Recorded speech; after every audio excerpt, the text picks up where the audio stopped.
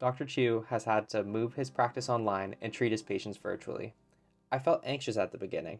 I felt like there was no wisdom that I could share with patients. All I could do was try to reassure them. Everything is being delayed, such as imaging, MRI, CT, etc. Patients want to be seen now, so they get frustrated, and I sometimes feel helpless. The good thing is that in a virtual situation, there's constant communication and messaging between the staff and patients. Some patients even prefer virtual care. I hope that virtual care can continue post pandemic.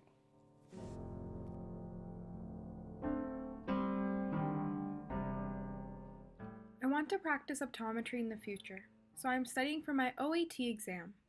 However, I've heard stories of people's tests being cancelled a day or two beforehand due to COVID-19 circumstances. I'm nervous about mine, and I am hoping that I am able to write it. No one was prepared for a pandemic. My dad has cancer, and he was supposed to get an MRI in March. However, this is when healthcare systems practically shut down on imaging and blood work. Due to the MRI being cancelled, my family is distressed and worried about my dad's health condition. What if there were changes? What if it makes his health worse? This has caused the most stress in our house. Having people in my home who are vulnerable to catching COVID makes you realize how many precautions you should take. It makes you think of the safest way to do things, even simple things like grocery shopping. These daily tasks become more difficult in a way. I hope one day we can go back to how it was before this.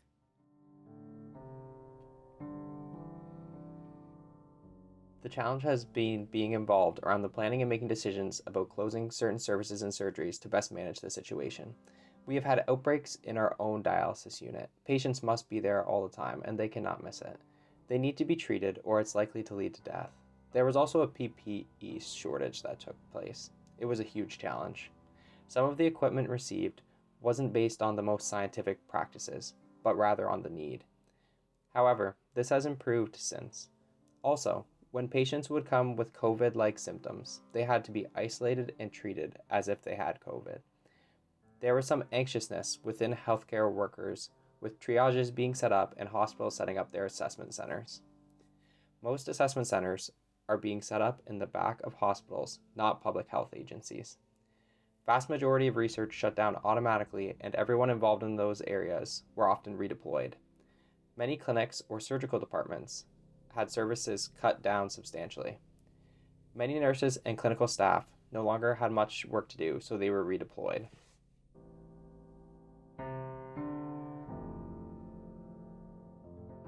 I feel like everyone's lives have drastically changed due to this pandemic. I am just fortunate to be here and have my family and friends healthy and safe. There are some social factors that have changed my life personally. I just graduated from high school, and my prom was an event that I was really looking forward to. I wanted to say goodbye to my friends and teachers that have been there for me since grade 9. My commencement has been pushed to November 2020, but I'm not too sure if that will even be possible by then. I'm very fortunate to have had a drive-through parade. This gave me the chance to wave goodbye to my teachers and my friends. I was also really anxious about my first year plans and living arrangements. It was difficult to decide if I'd be staying home or moving to St. Catharines since the semester is primarily online.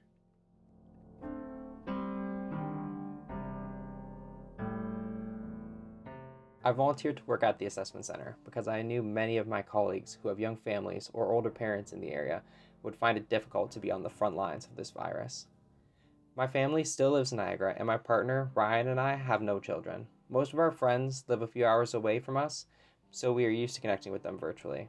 When we first opened the doors to our assessment center, many staff, including myself, were a bit hesitant. By being assigned frontline testing, many of us were sure we would eventually contract COVID-19. We just weren't sure when. We didn't know what to expect with the virus or what screening and testing processes would look like. It was all brand new. Once we started seeing patients, our worries diminished significantly. We now feel safe in our PPE, and our team has really come together to support one another. Not a single staff member has contracted COVID-19 from working at our assessment center. This is because of our strict PPE protocols and how seriously we take our infection prevention and control measures. As a frontline healthcare provider working in public health during the pandemic, it has felt like a bit of a roller coaster. I started at the assessment center with constantly changing screening and testing criteria. Now that assessment center has shifted to being staffed by hospital staff, I am working with retirement and long-term care homes alongside a public health inspector. Flexibility and an openness to learning and constant change is key to working in a pandemic.